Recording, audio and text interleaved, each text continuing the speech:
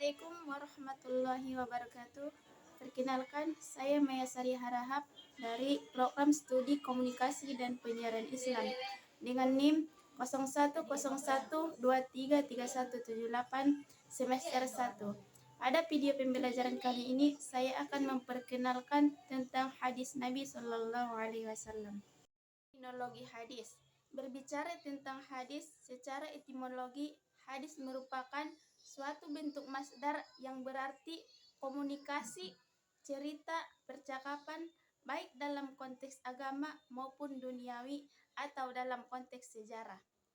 Peristiwa dan kejadian aktual penggunaan dalam bentuk kata, sifat, atau adjektif mengandung arti. Yang pertama, al-jadid, yaitu sesuatu yang baru. Yang kedua, al-khobar, yaitu berita ataupun yang diucapkan seseorang dan dipindahkan ke orang lain.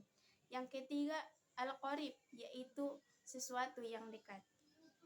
M. Azami, penggunaan kata hadis dari sudut kebahasaan dalam Al-Quran ini antara lain: yang pertama, komunikasi religius, pesan atau Al-Quran, sebagaimana yang terdapat dalam Quran Surah Al-Zumar ayat 23. Yang kedua, cerita duniawi atau kejadian alam pada umumnya, sebagaimana terdapat dalam Quran Surah Al-An'am ayat 68. Yang ketiga, cerita sejarah atau historial stories, sebagaimana terdapat dalam Quran Surah At-Toha ayat 9. Yang keempat, rahasia atau percakapan yang masih hangat, sebagaimana terdapat dalam Quran Surah At-Tahrim ayat 3. Secara terminologi, ahli hadis atau ahli usul fikih berbeda pendapat tentang arti hadis ini. Di kalangan ahli hadis sendiri ada beberapa definisi yang berbeda. Ada yang mendefinisikan hadis adalah perkataan Nabi Muhammad SAW, perbuatan dan ahliwalnya. Dua, sunnah. Secara etimologi, perbuatan dan jalan yang baik atau buruk. Makna ini disandarkan pada perkataan Nabi yang berbunyi, barang siapa yang merintis suatu jalan kebaikan, maka ia akan memperoleh pahalanya, dan juga pahala orang yang mengamalkan sesudahnya, dan tidak mengurangi yang demikian itu akan pahala tersebut sedikit pun. Dan siapa yang merintis jalan yang buruk, ia akan menerima dosanya dan orang yang melakukannya.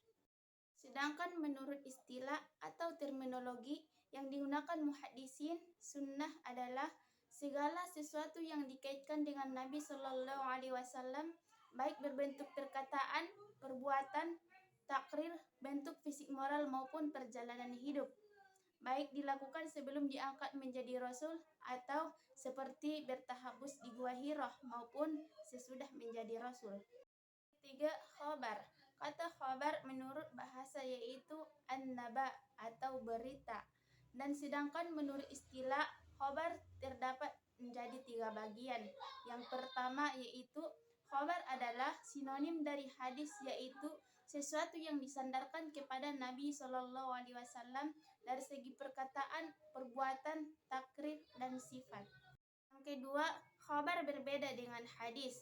Hadis ialah sesuatu yang datang dari Nabi, sedangkan khobar adalah sesuatu yang datang dari selain Nabi atas dasar dengan muhaddisin. Ketiga, khobar lebih umum dari hadis. Hadis adalah sesuatu yang datang dari Nabi, sedangkan khobar adalah sesuatu yang datang dari Nabi atau dari selain Nabi.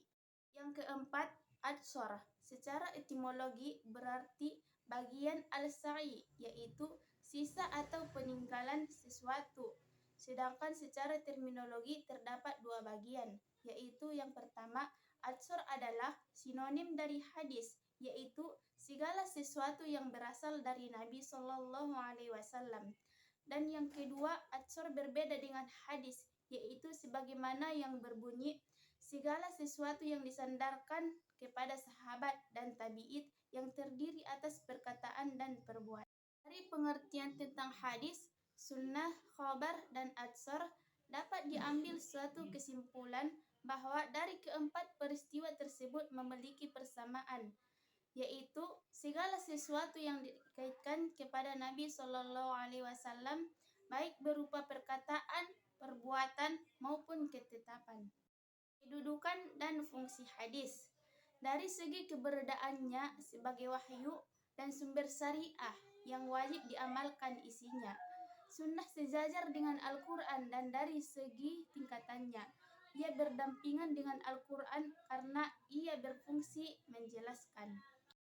Bagaimana Allah Subhanahu wa taala berfirman yang artinya, dan kami turunkan kepadamu Al-Quran agar kamu menerangkan kepada umat manusia apa yang telah diturunkan kepada mereka, dan supaya mereka memikirkan.